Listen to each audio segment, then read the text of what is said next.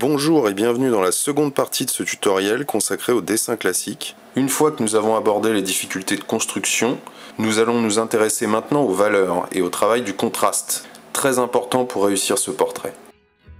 Quand j'observe globalement le tableau, ce qui me frappe en tant que spectateur, c'est la direction de la lumière. La lumière balaye l'image de gauche à droite et d'avant en arrière. Donc, le tableau s'articule autour de deux zones qui séparent l'image dans le sens vertical. Une zone à droite qui plonge le visage et l'épaule du modèle dans l'ombre, et une zone à gauche qui représente la luminosité. Les zones de contraste sur le bras en premier plan indiquent bien l'emplacement des principales sources de lumière. Vous voyez une zone de lumière qui vient de droite et légèrement en plongée, c'est-à-dire du haut, qui tape sur la partie gauche du bras. Une autre sur l'avant-bras, venant de gauche, qui se termine à la cassure du poignet. Le drapé également, dans le dos du modèle, respecte bien ces deux zones lumineuses.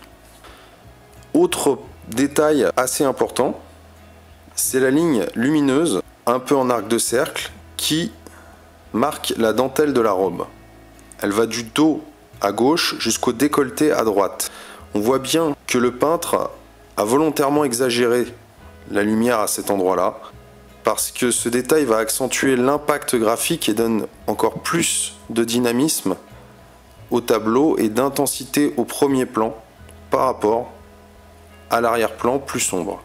Notez également la maîtrise du peintre qui réussit à rendre la lumière donc au bout des doigts avec 3 touches placées parfaitement et subtilement.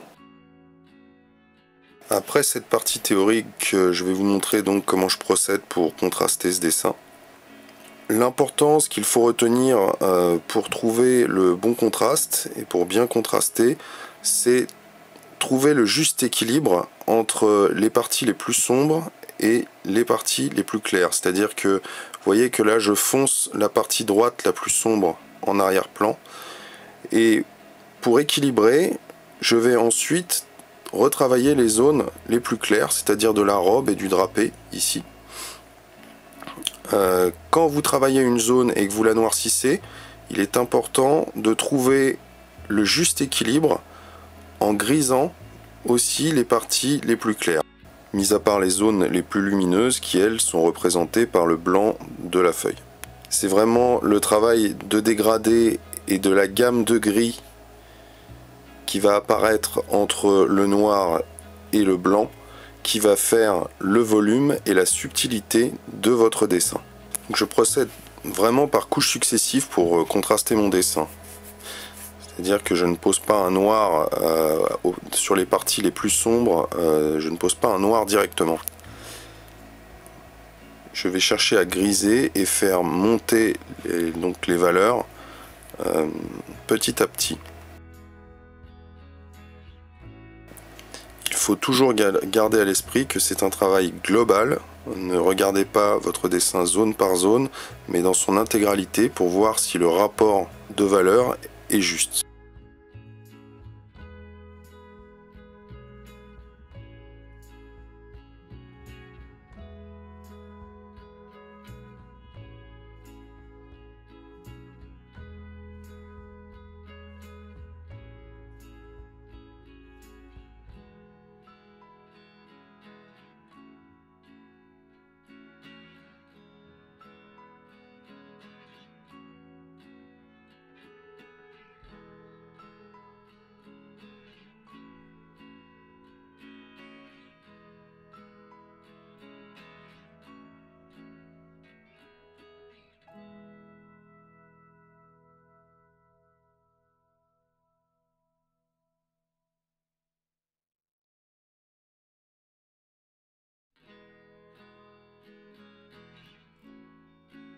Je noircis bien les points d'articulation, les plis du bras, qui sont des zones où la lumière passe le moins. Ça dynamise aussi beaucoup l'ensemble. Là, je retravaille encore, voilà, vous voyez que j'ai encore augmenté le contraste sur le voile de la robe, jusqu'à obtenir le bon équilibre entre les différentes zones et les bonnes variantes.